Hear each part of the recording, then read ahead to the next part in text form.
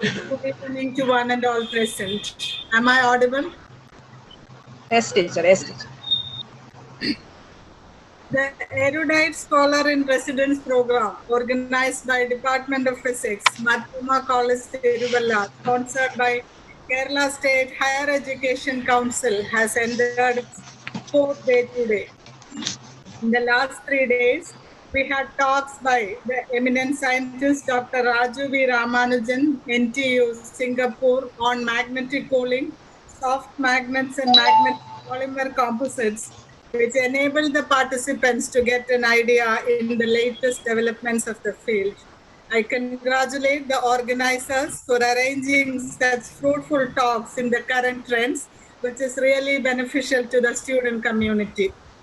Today, we have the fourth talk in the series by Dr. Rahul R Nair, Professor of Material Physics, University of Manchester, UK, who is also a research fellow of the Royal Society and a pioneer in the field of material science, especially 2D materials. On behalf of all the researchers who are present, I welcome Dr. Nair most cordially to the session. Welcome, sir. Thank you very much. Next, I would like to welcome Dr. Christy Thomas Cherian from Christ University, Bangalore, who has kindly consented to be the moderator of the session. Dr. Christy Thomas was an associate and team member of Dr. Rahul Nair's team, hence is the best person to introduce him and moderate the session. Hearty welcome, sir. Thank We you. are happy to have the presence of eminent teachers like Professor M. R. Anandaraman, UGC DSR Professor, Cochin University of Science and Technology. He was the moderator for the last sessions, and I am privileged to welcome my own teacher, Professor Anandaraman, to this session. Welcome, sir. Thank you, Kala. Faculty members and students of Thoma College have been working really hard for the last few days to make things happen. I welcome each one of you to the session. Researchers, faculty members, and students across the globe are utilizing this opportunity to hear from a world-renowned scientist. I welcome all the participants and wish them to get a fruitful and beneficial session. Now I invite Dr. Christy Thomas Cherian to introduce the speaker, Dr. Rahul R Nair, and to moderate the session. Thank you. Thank you all. Hello, am I audible? Yes, sir. Yes. So it's my pleasure to invite Dr. Rahul R Nair to introduce Dr. Rahul Nair to the Erudite fourth talk in Erudite Scholar in Residence program organized by Department of Physics, Thoma College, Tiruvalla. So Dr. Rahul R Nair is a professor of material physics in School of Chemical Engineering and Analytical Science, University of Manchester, UK. He's also associated with National Graphene Institute, a dedicated institute in UK for graphene and other 2D material studies. He's an internationally recognized expert in membrane science, and his research interests are in the areas of two-dimensional crystals and its applications. He has published over 100 articles in various scientific journals such as Science, Nature, etc. With more than 30,000 Google Scholar citations, he was recognized as a highly cited researcher in 2016 by Thomson Reuters. He's a recipient of prestigious Royal Society Fellowship. His awards include Liverhume Early Career Fellowship, Young Scientist Award by International Union of Pure and Applied Physics, and mostly medal and prize from Institute of Physics. And it's my pleasure to introduce and invite Rahul for his talk. And as Dr. Kala mentioned, I worked with him for almost more than 4 years. Over to you, Rahul. Thanks, Christy, for the nice introduction, and it's also nice to meet you after a long time. Yeah. So let me start sharing my screen. Yes. Are you able to see my screen? It's coming up. Yes. Right. Yes. Okay, great. Okay, thanks again for introduction, and thanks Angel and other organizers for inviting me and organizing this Erudite program. So as Angel and others said, they were trying for a long time to organize this meeting, and due to several reasons, I couldn't attend the previous meeting. But finally, at least via Zoom, at least give some idea about what we are doing at here in Manchester. So today, so I'll be talking today, tomorrow, and day after tomorrow. And today, my plan is to make the presentation an introductory presentation. So I won't go into the scientific details today. So the idea of today's talk is more or less an interactive session with students and given some ideas how to find research opportunities in UK and especially in Manchester. So my plan is to introduce, especially I am working in a material science field, material physics or materials chemistry field. So I would like to introduce what we are doing in the materials field at Manchester and maybe more or less over the UK. So I am actually a professor in chemical engineering as a professor of material physics at the School of Chemical Engineering, as Christy said, but I'm also affiliated to Henry Royce Institute and National Graphene Institute. These are the two leading institute of material science in UK. So the University of Manchester, as you know, it's in England. So it's so you can see it's actually in the city center of Manchester. It's one of the biggest university in UK with 40,000 students, total number of students, more than 40,000 students, and it's the largest number of international students in the UK. Actually, it's totally even in the total Europe. And if you look at the history of this university, it was not called University of Manchester until 15 years before. There were two universities. One is called University of Manchester Institute of Science and Technology, which is called UMIST. And then the second university was Victoria University. And 15 years back, these two universities merged and form a University of Manchester. And that's why it's become one of the biggest university in UK. And now, so we had two campuses. One we call North Campus and South Campus because there were two institutes.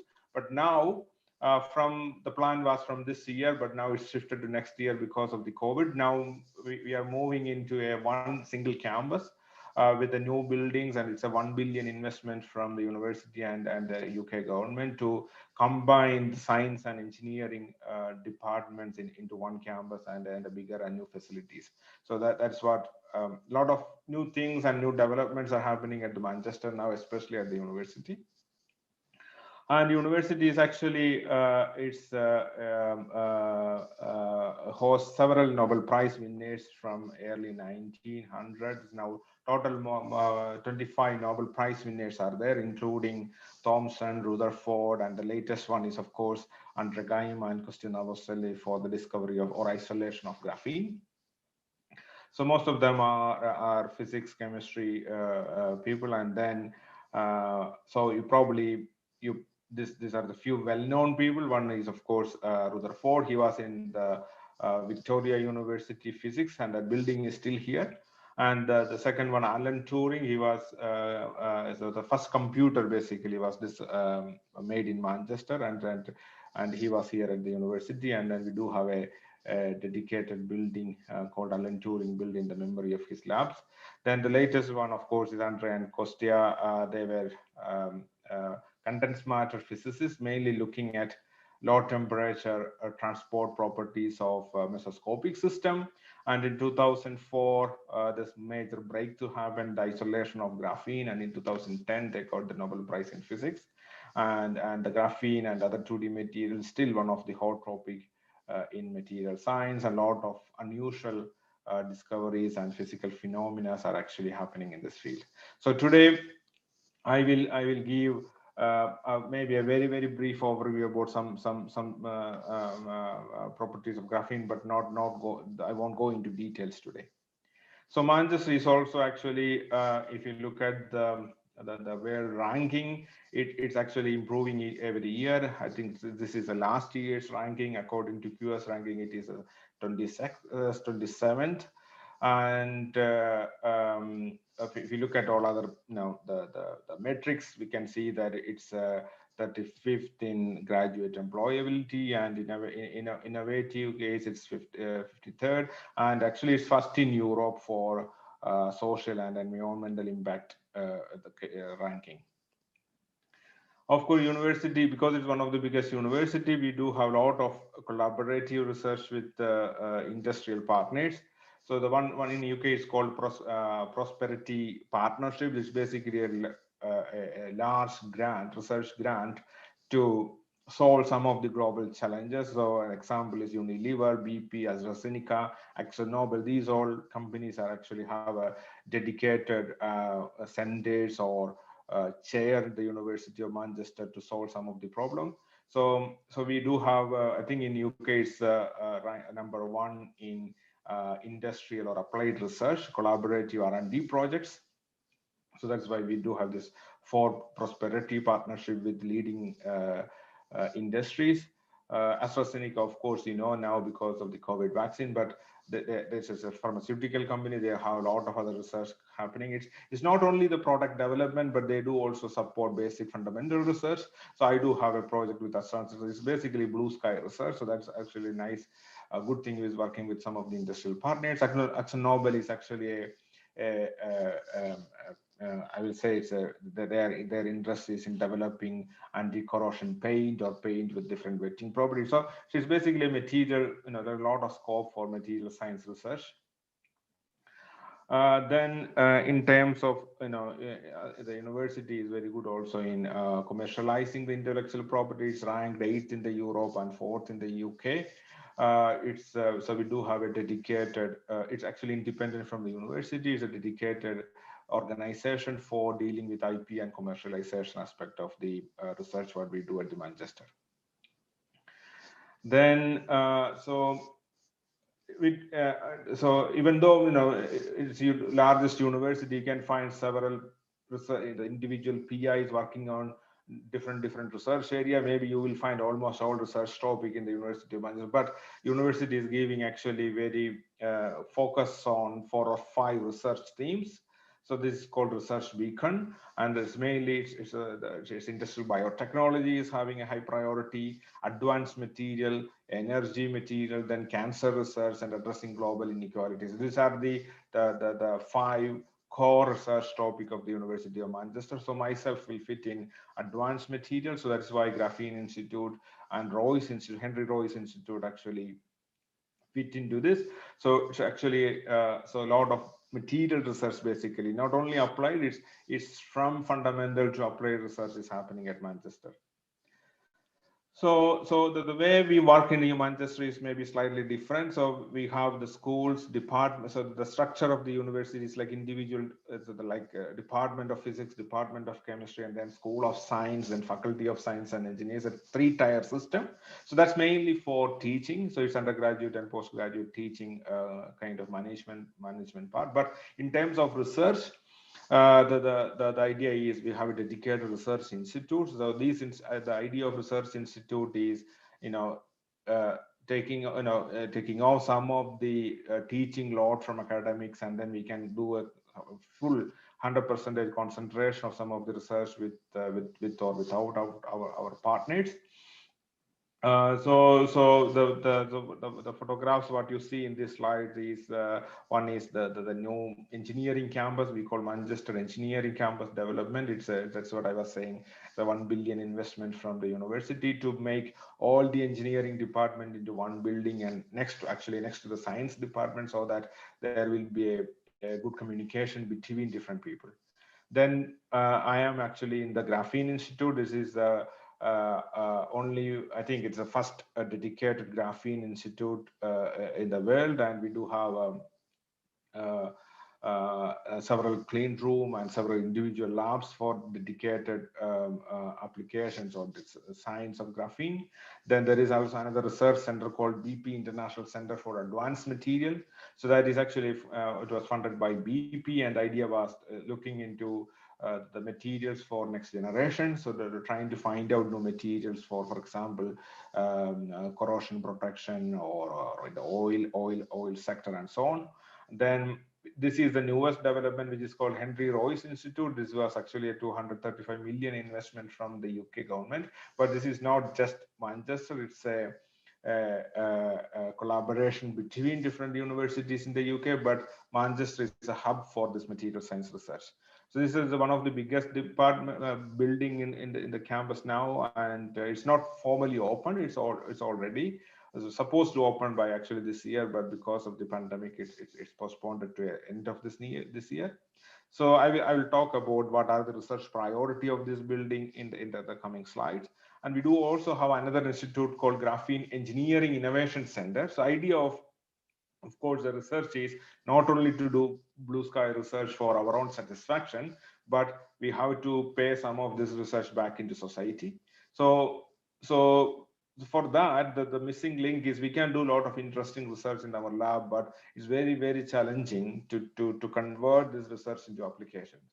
So the university was making actually an arrangement to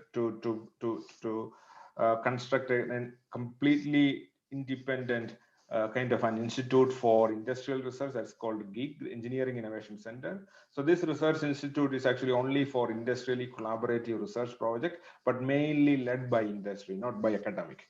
Because as an academic, when we approach each research problem in a different mentality, because we are always interested in fundamental physics and chemistry, but when it comes to the industrial application, the focus is a little bit different. You have to look at the financial aspect, durability, viability, and so on.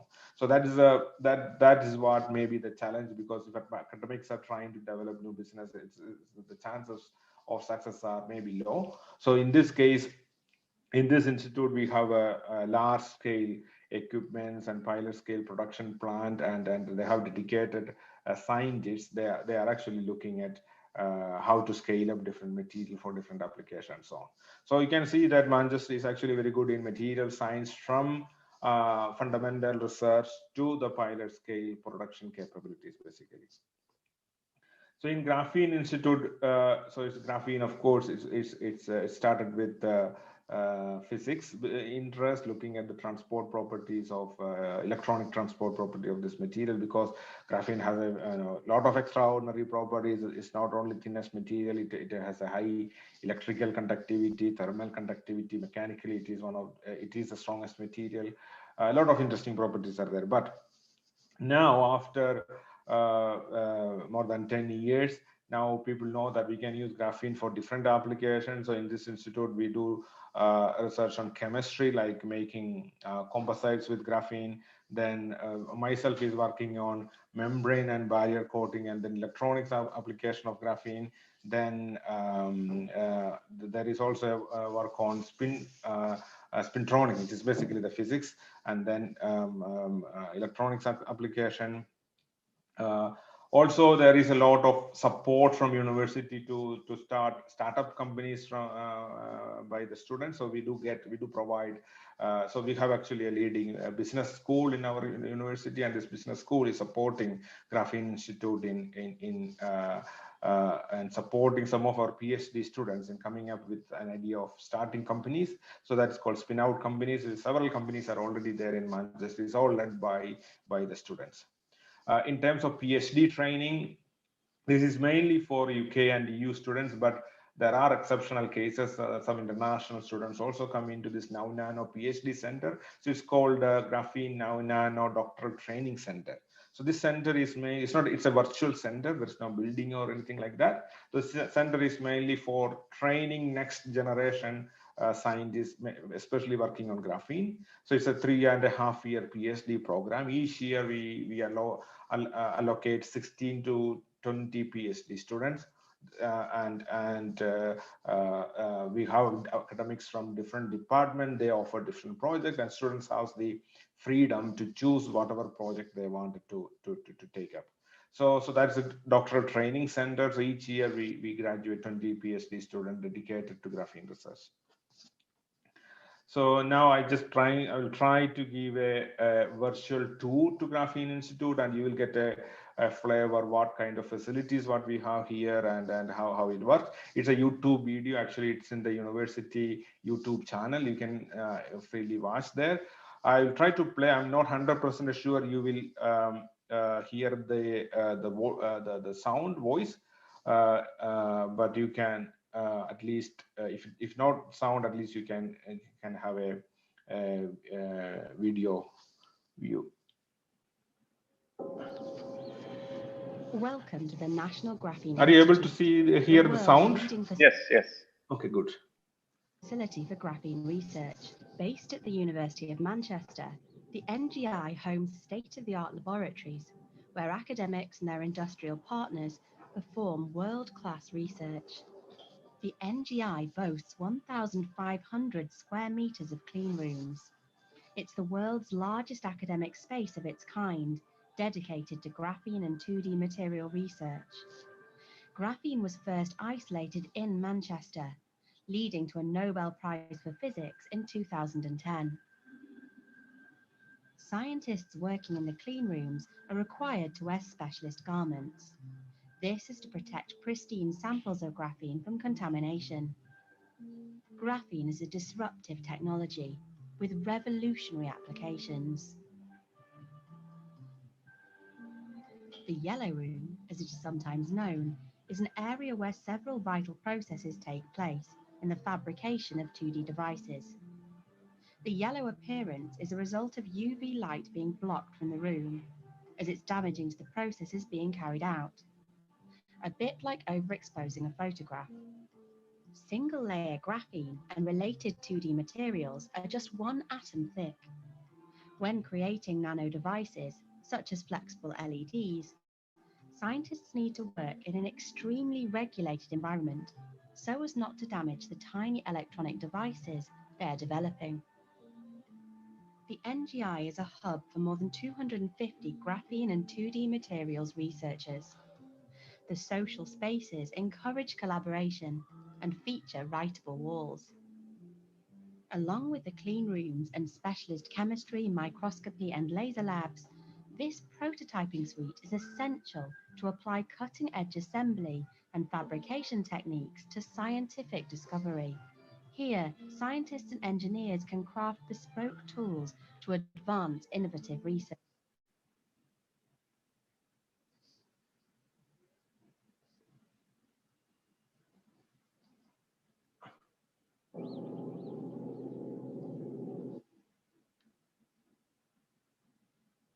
These scientists need to work in an extremely regulated environment so as not to damage the tiny electronic devices they're developing. The NGI is a hub for more than 250 graphene and 2D materials researchers. The social spaces encourage collaboration and feature writable walls. Along with the clean rooms and specialist chemistry, microscopy, and laser labs, this prototyping suite is essential to apply cutting-edge assembly and fabrication techniques to scientific discovery. Here, scientists and engineers can craft bespoke tools to advance innovative research. Industry collaboration with the university is key to commercialization. In specifically tailored labs such as this one, scientists work together with industry partners to accelerate graphene's incredible material properties into the world-changing applications of tomorrow. The National Graphene Institute at the University of Manchester is the home of graphene research. This world-leading institute is the cornerstone of the vision to create a graphene city in Manchester. Manchester. So I hope with this, you got a feel how the building and facilities we have in Manchester about graphene center. So this National Graphene Institute is basically an institute for fundamental research. So if you are familiar with the technology readiness level graph, so anything which is up to technology readiness level of 3, so we can do at the National Graphene Institute. So people who are not familiar with this technology readiness level, it's a number which shows where is the research, what is the status of the research. For example, when you do blue sky fundamental research, which is below TRL level 3, anything which has a prototype like a small demonstration unit, we call TRL maybe 4, 5, and then 6, 7, and all like a pilot scale, and then real implementation is at the final TRL. So the Graphene Institute is mainly for PhD students and postdocs. So that is why it's a lower TRL. So we're still looking at the fundamental science. Now, if you go through the next level, so we wanted to take this graphene research from fundamental to proof of concept, and maybe then next to the pilots. That's the idea of the second institute called Graphene Engineering Innovation Center. This is opened now, I think it's nearly 2 years or maybe 1.5 years. This is actually a 60 million investment from UK government and Abu Dhabi based an investment agency. And then in this center, so there are again 4 core themes. One is membrane lab, then graphene production, then coating and printed electronics application of graphene, then making structural composite, and the final one is energy. So these are the main 5 core themes of Graphene Engineering Innovation Center. Again, with this, I will try to give a virtual tour into the geek, and then you will see what type of facilities we have at that institute.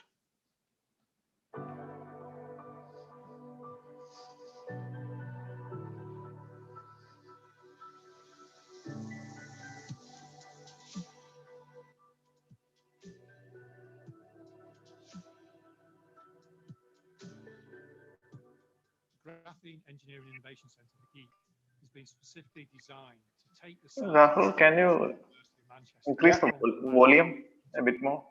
Sorry? Can you increase the volume a bit more, volume of the video? Yeah. Sure.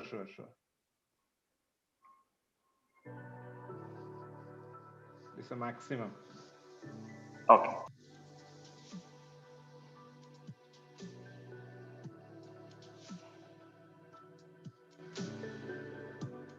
Graphene Engineering Innovation Centre, the GEEK, has been specifically designed to take the science from across the University of Manchester, from the lab, into products and applications.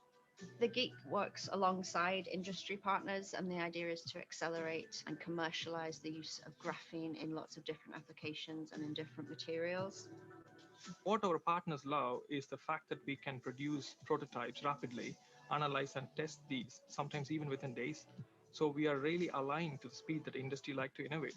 So what actually GEEK does is it helps in de-risking the industry adaptation and validation of graphene and 2D materials for their mainstream products. Dow is one of the largest South American loan steel producers. We've been very lucky to develop almost 5 projects and also develop a patent, which is great for intellectual property, and a product of our own with graphene enhanced product within a year, which is pretty fantastic for us. We want to come up with a design, rapidly produce a prototype, see if that works. If it fails, fail fast and learn, or to make it work and then to iterate that rapidly into various products or applications. We have applications around composites, so that's everything from adding graphene into rubber, into plastics, into carbon fiber, into metal matrices. We have an energy lab where we can make new forms of batteries or supercapacitors for energy storage. We also have a coatings and membranes line. One of our big topics that we work on is coatings for the corrosion market. These coatings are in automotive sectors, aerospace, marine, or construction, for example. We also have the ability to make different formulations of inks or resins, and we can then make those into wearable products or sensors or RFID devices. Core to all of that, though, is also the measurement and characterization capability, where we can do that rapid test and measurement to make sure we really understand what's taking place when we add graphene to that product or application.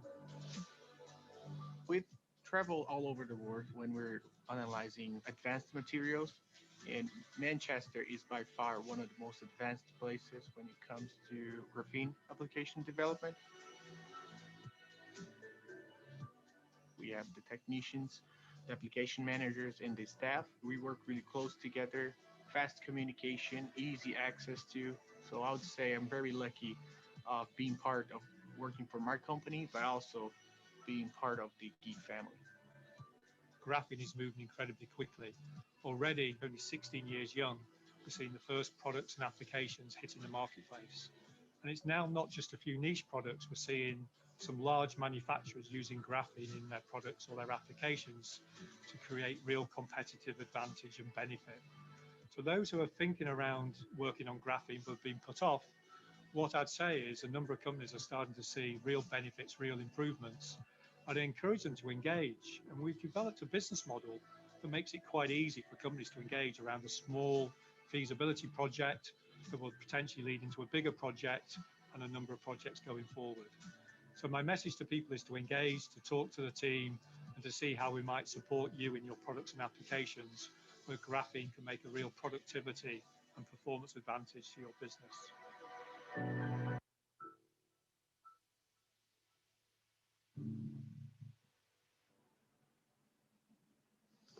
All right, I hope you enjoy the tour.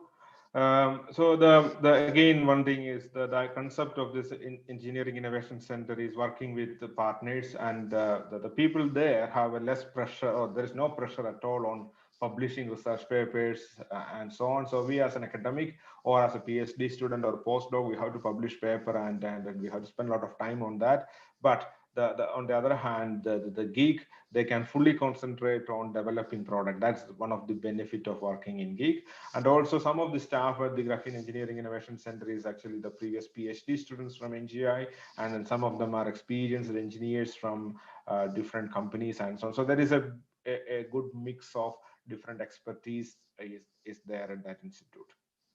Now, the next one I was talking is about Henry Royce Institute. This is UK National Centre for Material Science. So as I said, Manchester is a hub for this Material Research Centre, or the physical center is at the Manchester. And then, so the involvement is from University of Leeds, Oxford, Sheffield, Nuclear Laboratory, and Imperial College London, Liverpool, and Cambridge. So these are the other partners of this Royce Institute. So in Royce, again, there is an overlap between Graphene Center and the Royce. The 2D material is again one of the main area of or the core theme of Royce Institute. So we do get, so that is why I'm affiliated in both Graphene Institute and Royce Institute. So we do have some of the characterization facilities and some of the equipments are based in that institute. So then 2D material, then advanced metal processing is another core theme, then atoms to device, then biomedical materials, chemical materials for discovery, then energy storage application, then materials for demanding environment, materials for energy efficient ICT, and the nuclear material. These are the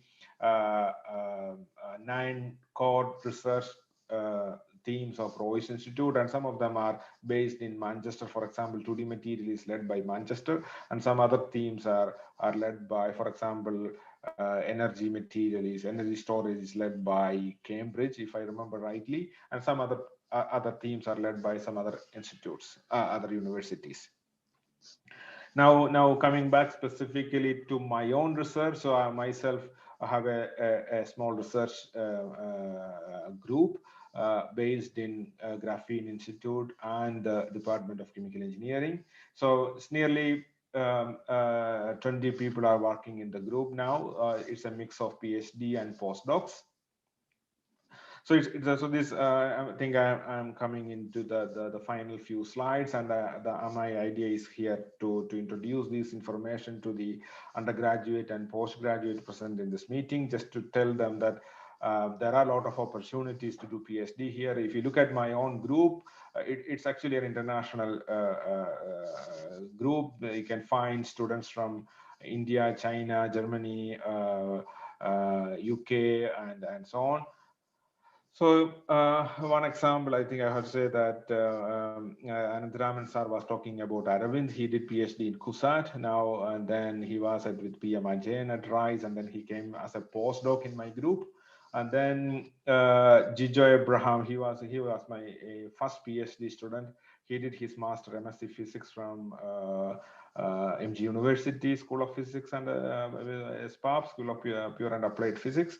And then he came here for a PhD, and then how he's working as a postdoc. Then there are a few other people also from Kerala, for example, Vishnu Sripal. He's also my PhD, just finished PhD. He just graduated this month. He did his, I think he integrated BSMS program from ISA Trivandrum, and then he contacted me for fellowship, and then he managed to get into the PhD program. Then few other, Christy was here, he did PhD from Singapore and then joined as a postdoc.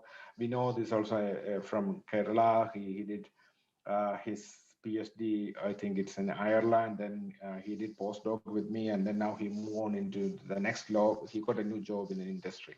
So this is kind of a group. Then so we do get people from we can take PhD students from different countries, but I will tell you how, what are the criteria of getting into the PhD program. But in my group, mainly we are looking at the mass transport properties of graphene is mainly from fundamental understanding of how molecules interact with this material and how can you use then this kind of new properties into application. So the core theme of the group is looking at water transport. Of course, water is the properties of water has been known for many years, even for centuries, but it's still a lot of controversies are there on the fundamental properties of water, especially at the nanoscale. If you are talking about monolayer of water, still there are a lot of unknowns there.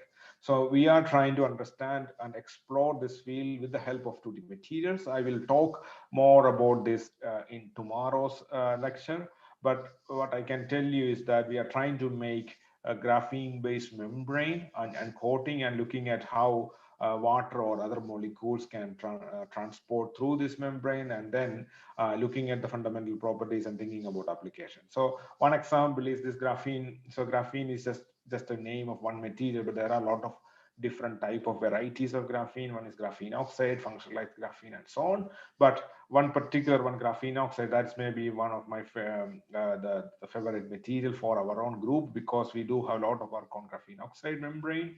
So these membranes are very unique because they do selectively permeate water molecules through the membrane, but blocks everything else. So it's a highly selective membrane for water transport. So based on that research was done in, I think this was done while I was doing PhD with Andre Geim, and then that was the first paper I think we published in 2012. Even though I did it in 2010, we published in 2012. Then that field become, it's really a big field now, graphene oxide membrane, and we are still continuing and leading this research. And then we are showing that this membrane can use as a molecular sieve. Again, I will tell the details tomorrow. Now we are working with several industrial partners to find out how can we use this membrane for day-to-day application. So in collaboration with Airbus, we are looking at how can we use this membrane for fuel water separation. Then we do work with Lifesaver, a company in UK, to make portable water filter, which is we already have a prototype now. Then Lockheed Martin, in collaboration with Singapore Water Agency, we're looking into the desalination application of graphene-based membrane. Recently, we do work with Carlsberg. It's a beer company. It's a Danish beer company. So a PhD student is working on this project to look at some specific application of graphene membrane for filtering beer. So the good thing for PhD student is they get a lot of free beer from Carlsberg company. Then we do work with Smith Nephew and then few other partners on developing certain. It's not really developing products, but it's more like a lower TRL level project, looking at exploratory and then kind of a feasibility study, whether can we use graphene for certain application. If that feasibility is successful, then only we will go into the next level. So in addition to this kind of membrane and mass transport research, we do also looking at chemical modification of graphene and other 2D materials. Again, graphene is just one material. There are a lot of other materials like chalcogenide, family, and other kind of clays and things like that. So there are a big variety of 2D material there. So we are also interested in looking at chemical modification of material, trying to make new type of material which has not been known before. One example is last year we were demonstrating the possibility of making covalent 2D material. For example, most of this graphene, dichalcogen, they are all layered van der Waals material. So that is why we can isolate one layer of the material from the bulk. But if you really wanted to make a one layer of a covalent crystal, that is impossible because these layers are stitched by covalent bond between the layer. So now last year we did find a method to convert one of the van der Waals layer into a covalent layer by a chemical modification. Again, I will probably talk some details about that tomorrow. We also have some activities on magnetism and superconductivity research. This is basically from our own physics background. So we're looking at certain materials of 2D family to looking at its superconducting property, or trying to induce superconductivity by externally by doping and so on. So in terms of facility, our group has, as I said, from fundamental to kind of a prototyping application. So in terms of mass transport, is very important to looking at the adsorption isotherm and so on. So we do have a IGA adsorption isotherm equipment. Then mass spectrometry is of course is one of the key equipment for measuring mass transport across the membrane. Then anything which is related to mass transport is always depend on the wetting property of the material. So we have to have a surface wetting or surface energy measurements has to be performed. So we do have the capability of that. So these all are our own lab facilities. So this is in addition to the institute facility. So this is all inside our individual lab. So in addition to all this facility, we do have a centralized facility in the Graphene Institute, like characterization facilities like electron microscopes and clean room facility and so on.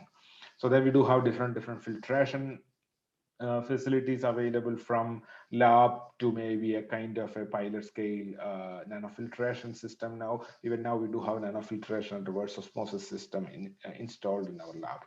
Now in terms of other facilities like characterization, this is again a ROIS facility, but now based in the Graphene Institute. This is called thin film X-ray diffraction. This is very important because we are working with very thin films of material, like 2D material, even though it's just one atom thick. But sometimes when we make membrane, it's not really one atom. We stack them and make thin films like 100 nanometer thick graphene oxide or other 2D material laminate. And in that kind of thin film, it's very important to characterize this material. And then we need to have a normal X-ray diffraction. It may not be useful.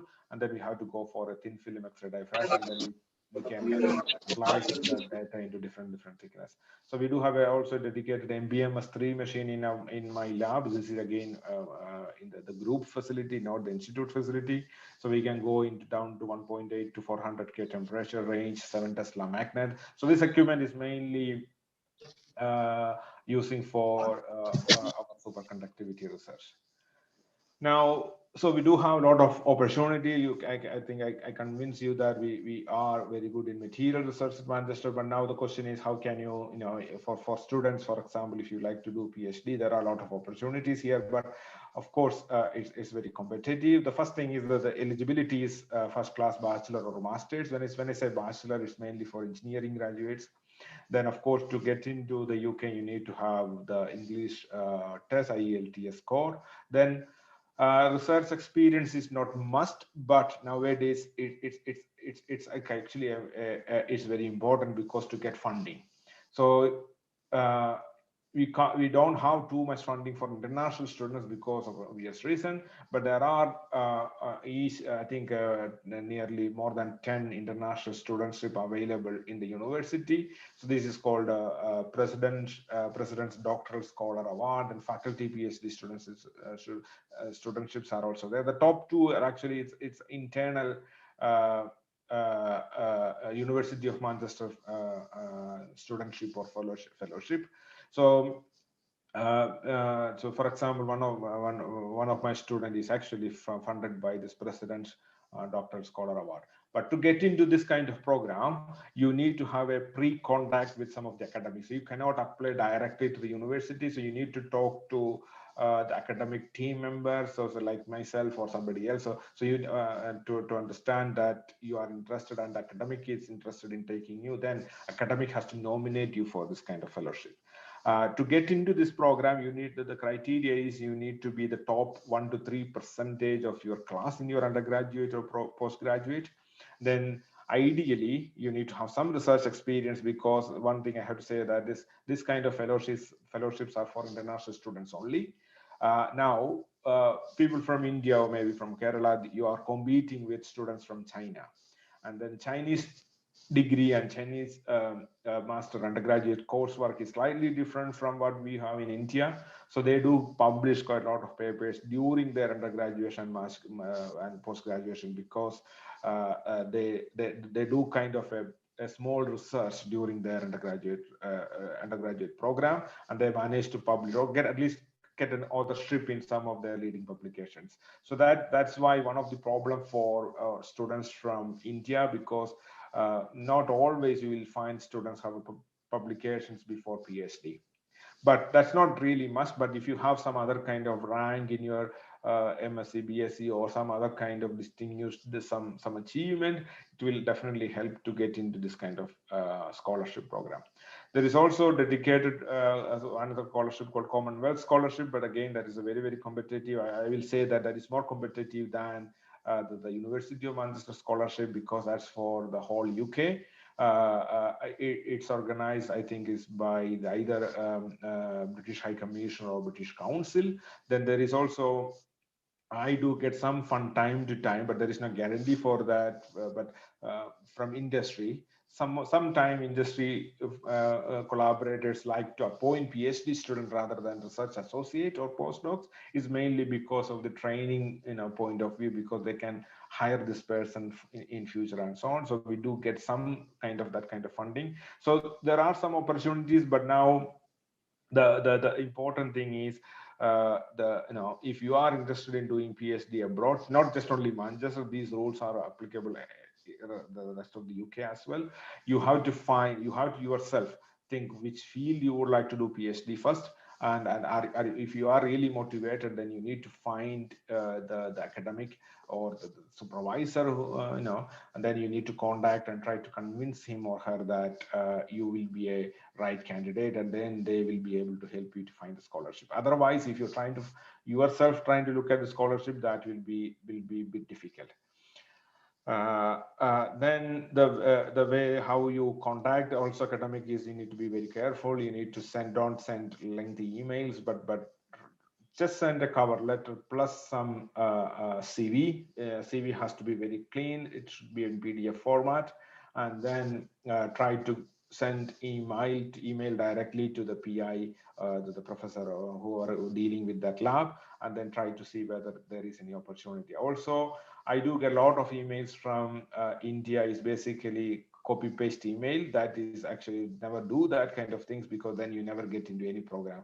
The people, what they do is they just make one email and send it to several academics in the same department. So one thing is, if I get an email from a student who is interested in doing graphene research, maybe in not membrane, but maybe in composite, normally we do forward this email to my colleagues. So when we send this to colleagues, then they say that they get exactly same email, then that is a little bit annoying time, and then they will basically delete that kind of email. So if you are writing email to multiple people, be careful, and then format it accordingly rather than copy pasting the same email. That's kind of some mistake people normally does, and that if PhD student or potential PhD student does that then they never get into any of this program actually. There are also a lot of other options for existing PhD students and postdocs from India to visit UK. So it's called Commonwealth split site scholarships are also there. Then British Council Newton Baba PhD placement. I think Newton Baba PhD placement is for 6 months. So you I think it's partially funded by the Royal Society as well. I'm not 100% sure, but that you can spend 6 months in UK in any lab. Basically, again, the PA has to agree, not the central university. The individual PA has to agree to host you in the lab. So at the final slide, just to motivate some of the young students, I just wanted to tell you that I went through exactly same procedure maybe 13 years back. So I did get one of this British Council. So actually, it's not at that time there was another scholarship called UKIRI, UK India Initiative in UK India Research Initiative Scholarship. So I got that and did PhD actually in Manchester from 2007 to 10. Then before that, I was in Indian Institute of Science for 1 year as a project assistant working on carbon nanotube or carbon nanomaterials related research.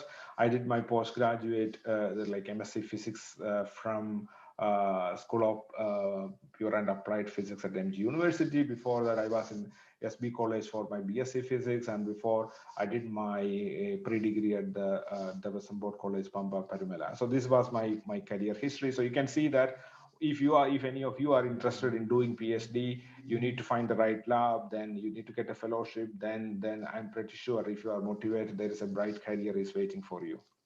With that, I think I will conclude today. I will talk more scientific talk or more about our research topic tomorrow and day after tomorrow's talk. And now you are, please feel free to ask any question. Thank you so much, Rahul. Actually, we got a glimpse of what all research activities are happening in Manchester and especially in your group. And also it was motivating, especially for the MSc and PhD students. So it's time for interaction. Please utilize this time. Those who want to ask any questions, please feel free to do so. So it's so when I was looking through the slides, I found out that the growth happening in Manchester, University of Manchester, is exponential. A lot of new buildings are coming up. Absolutely, yeah. Things are changing quite rapidly. So in next year, if you come again, we won't be in the mill building, the material, the chemical engineering. It will be completely shifting into the new building. A lot of NGI itself, a lot of changes are happening in the building. So we will be getting another new lab in NGI. So yes, you are right. A lot of positive changes are happening. Yes, yes, yeah.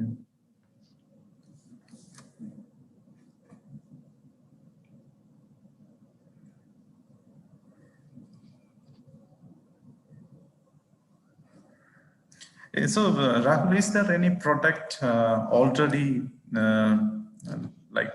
any technology transfer already in GIG? Yes. It's all If you look at how can you translate the technology into markets, always the winning products are low risk product. So, for example, is graphene based composite tire. That's one product. Then is graphene shoe. It's not like making use of graphene extraordinary electronic property. It's more on the composite field, like mechanical, improving wearability and improving strength and so on. So these kind of products are already there. And Ford is using graphene component. It's not like a car, but inside the car they are using a graphene modified some equipment inside the Ford in the car. So I don't know exactly. It's again, that's for thermal management part. So these are some of the products, but you also know from phone, if you look at the Huawei phone, but that's not from Manchester, it's from China. Huawei phone, they are using graphene incorporated thermal dissipating some coating layer. Coating is already there in the phone. So there are few products are already there. So mostly on mechanical and thermal properties, right? Absolutely, yeah. So molecular transport, electronic transport based products are yet to.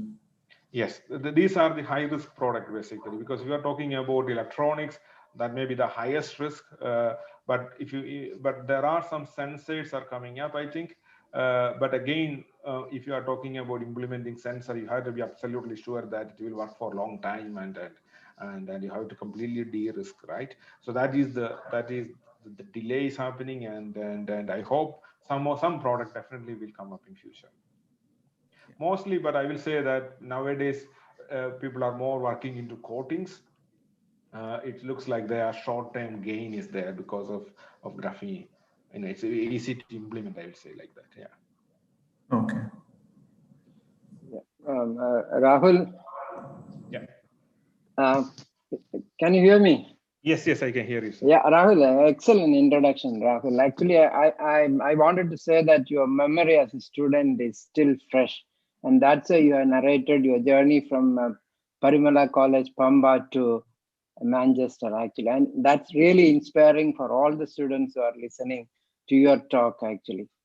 So that's one thing. Let me ask some questions on behalf of students who may be shy. For example, somebody wants to join your group. Do you give weightage to the NET or JRF or GATE?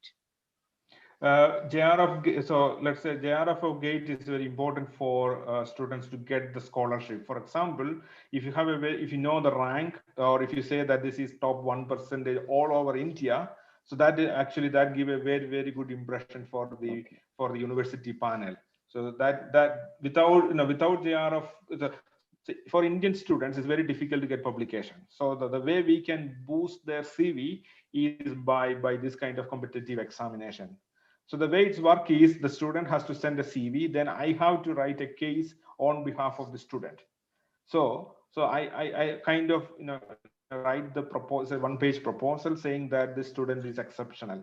So to justify that, then we have to add this JRF, GATE, or whatever score the student have. That's good, actually. That means UK has recognized our national entrance test for,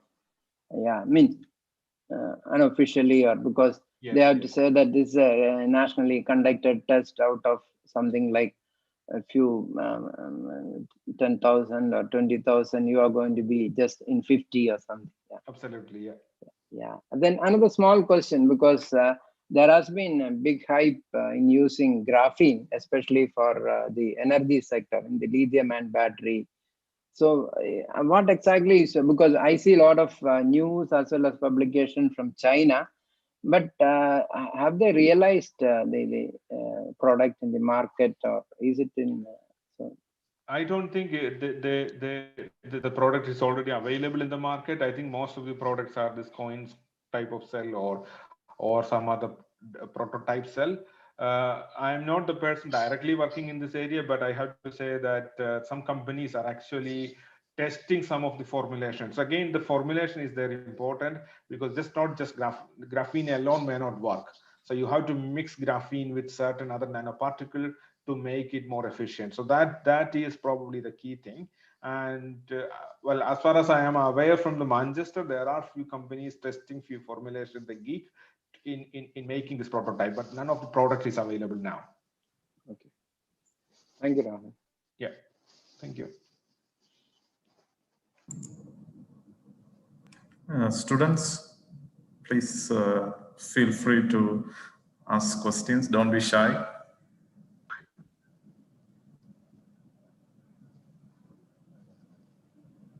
Okay, there is one student, I think, asked a question about how he got a offer from the university, but there is no funding. How? So the funding, actually, as I said, you can't apply yourself, and you are whoever is the potential supervisor, they have to apply on behalf of you. There will be different screening. First is departmental screening, then faculty level screening, and then they will decide to whom to get the funding.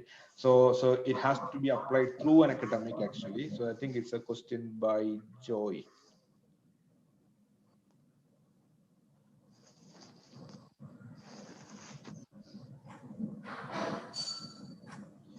Then there's another question: is there any limit for PhD intake in your group? Yeah, limit is mainly there is no official limit, but of course, there is a limit, individual limit we can manage. At the moment, my group is already 20, and that is too big actually to handle.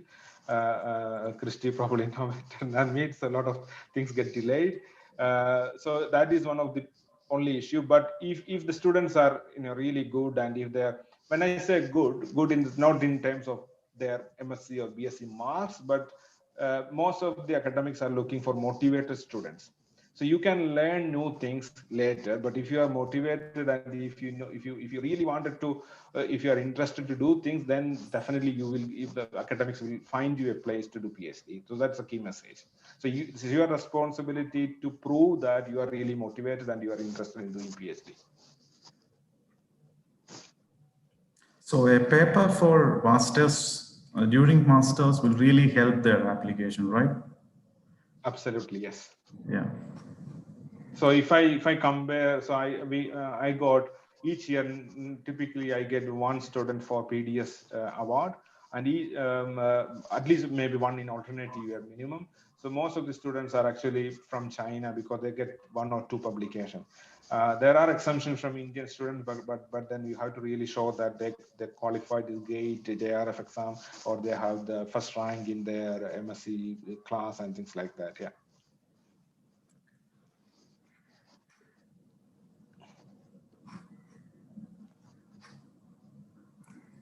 PhD opportunities for electronics students, and what is the IELTS score that we must Oh, yes. PhD opportunities for electronics student, yes. Again, electronics, there is a different department. So that's called Department of Electrical and Electronics Engineering. So there are, again, compared to science department, I have to say that maybe opportunity for international students is maybe slightly high because they get more industrial funding. So when it comes to industrial funding, the restrictions for taking PhD student nationally or internationally is maybe a little bit less. The PI, if the PI is willing to take international student, then there is an opportunity there. So if you are interested in looking at some of the opportunity, please go to the Electrical and Electronics Engineering Department website, and you may get some information from there. And the first thing is, again, I say that you think about what exactly you would like to become in next 5-year time, and then try to contact the right person accordingly.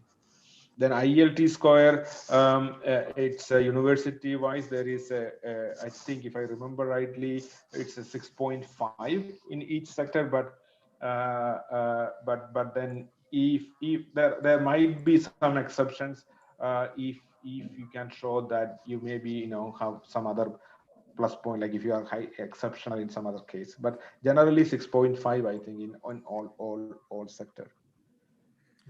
So there is a question on how can we get into universities in UK for MSc. Actually, every every year, few MSc students come to me in my institute. They ask after MSc, they are planning to do an MSc in UK.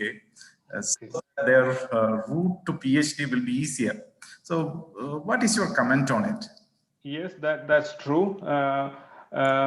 Because if you do, it's not MSc. Okay, it could be MSc or MSc by research. So most of the MSc postgraduate. So in UK, its degree is slightly different, right? Undergraduate degree is 4 years basically. So it's equivalent to basically they get honors degree or master's degree at the end. But there are dedicated MSc or MNs course. That's a 1-year course. And the theme of that course is more into a research topic rather than lectures. So they will have a 6-year continuous project in labs and so that is an opportunity for the student to make contact and network between academics and other research lab. So that's very important actually. If the student is very good in handling research topic himself or herself, the chance of getting funding will be very high. For example, if I get an MSc student and if he or she is very exceptional, then I will look all other possibilities to take him as a PhD student. Sometimes we may not get full fellowship, but then there are options to talk to the dean or department head in getting some sort of support in waiving the international fee. So these are case by case. We have to go to solve the problem. But that, again, the message was, yes, there is the possibility of getting into PhD is higher if you do a master's in UK. So getting into for getting admission for MSc, what would be the criteria? That's the question. Yes. You have to directly apply to the department, and there will be a screening in the internal in the department level screening, and then if you qualify all the language, IELTS, and the minimum cutoff, then definitely you will get an offer. Mostly, I will say that getting into a master's is maybe more easier than getting into an undergraduate in UK. So if you already have a master's degree from India and you can directly come into MPhil or MSc course for a year, and it's reasonably, I think, easy because you already have a master's degree from India.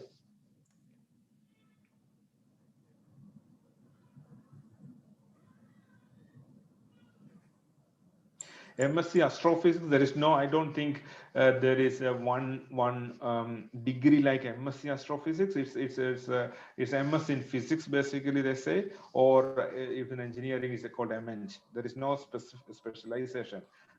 It's more like a degree by research. So you have, so the university or department actually offer a set amount of project in each year. Then you have to select, go into that project basically. So there is nothing like, I don't think there is a course like MSc Astrophysics.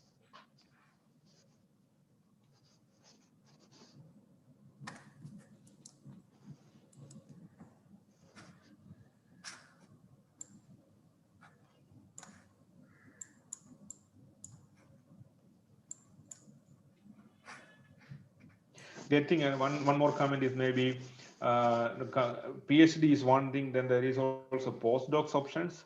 Like people who do PhD already in outside UK, they can also come here for postdoc, but that has, this is like a job. So most of the time you need to have some sort of expertise basically to get into that kind of process. So if you're already working in graphene, maybe not the exactly same expertise, but at least you are familiar with graphene. For example, in my case, I will say that if people who are familiar with graphene, the chance of getting into that postdoc offer is higher than people who are doing other areas of research. So, but again, this is through advertisement. So it's a job advertisement in the university website. Time to time, there will be a lot of opportunity there, and you have to directly apply to that kind of position. Rahul, just can I ask another question? Yeah, sure. Yeah, this is, for example, what exactly is the scope for entering into an MOU with your institute, for, say with some of the Indian universities, or say a college like Thoma College, wherein students can be sent, even some of the students who can afford, affluent students, can actually foot their bill and things like that. Is there a possibility of? There is possibilities. So like last year, and I think before COVID, I was also in the team to visit India. So university was actually interested in making link with India now. But they again, exactly same, they were trying to make MOU with individual department for student exchange and so on. There the criteria is a little bit tougher. For example, at that time, university was mainly looking at national institutes, basically like IITs and IAC. So I think I had a slide. So we have a IIT Kharagpur and IAC Bangalore, a few other IITs, and then some other institute, I forget the names, but we do have a MOU, and it's actually a funded research is there between these two institutes. So like it's a split site PhD is also there, like IIT Kharagpur. So they have actually a shared PhD between Manchester. They can spend 2 years in Kharagpur and 2 years in Manchester. But again, these all has to come from institute to institute base, not individual PI, not individual department. So there is a possibility of getting into MOUs. Yes. Means even with colleges or small universities like ours in CUSAT, and provided college, I don't. So far, I did not see any MOU with college. But universities, yes. Yes. But if there will be special, I think if a student, I think Christie's University last year, I was trying to help one of the students to get this British Council scholarship. One of the criteria for that is we need to get an MOU between these two, our university and his institute. I think that was sorted actually at that time by signing an MOU. So individual case, yes, this is all doable. Okay, thank you, Rahul. Yeah.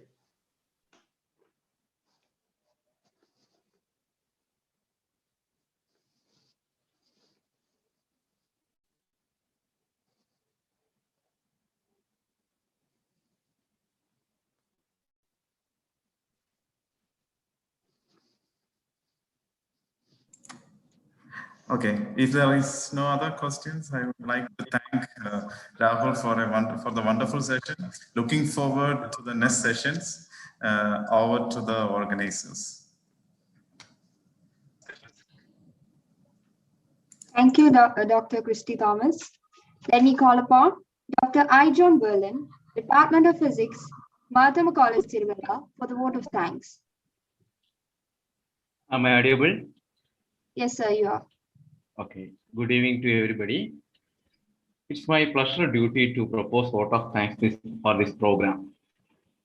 First of all, I would like to thank our chief guest, Dr. Rahul R Nair, Professor of Material Physics in the University of Manchester. Actually, I'm saying it is a wonderful talk about the various opportunities in graphene research, and also how can we prepare ourselves to enter into the foreign universities. It's a very fruitful section, sir. On behalf of Department of Physics and the entire community, I express my gratitude to you, sir. Thank you, sir. Thank you very much. It was great. And anyway, I will continue tomorrow as well. It was nice to talk to you. And I think students probably need to engage more. They need to come out of their shyness, ask any question directly, and no problem in contacting me at any time. Okay, thank you, sir. Thank you. Next, I would like to extend my gratitude to Dr. Christy Thomas, Department of Physics, Christ University, Bangalore. I thank you for your nice management for this session, sir. Thank you very much, sir. Thank you so much. Thank you. Next, I would like to thank Dr. Anandaraman, sir, and Dr. Samuel Matthew, sir, for their kind support and backbone for this program. Thank you, sir. Thank you. Next, I would like to thank thank Dr. Kala MS, St. Teresa's College, Ernakulam, for the welcome address. Thank you, madam. Thank you. I would like to thank to the Collaborate Institute for this program, especially Marianas College, Tiruvalla, Bishop Moore College, Mavelikara, Farooq College, Devagiri College, and SH College, Chalakudi, and SH College, Ernakulam. Thank you thank you to the participants. Thank you. Next, I would like to thank our head of the department, Professor Santosh Jacob, sir, and coordinator of this program, Dr. Angel Susan Cherian Madam, for their effort for the successful of this program. Thank you, teacher and sir. Thank you. Next, I would like to thank the participants of this program. They spend their valuable time to this program. Thank you very much for all. Thank you. Here I conclude my session. Thank you. Thank you very much. Thank you, sir. Life is a mystery to be lived, not a problem to be solved, says Gabriel Marcel. Let the world change through science. Thank you all and have a nice day.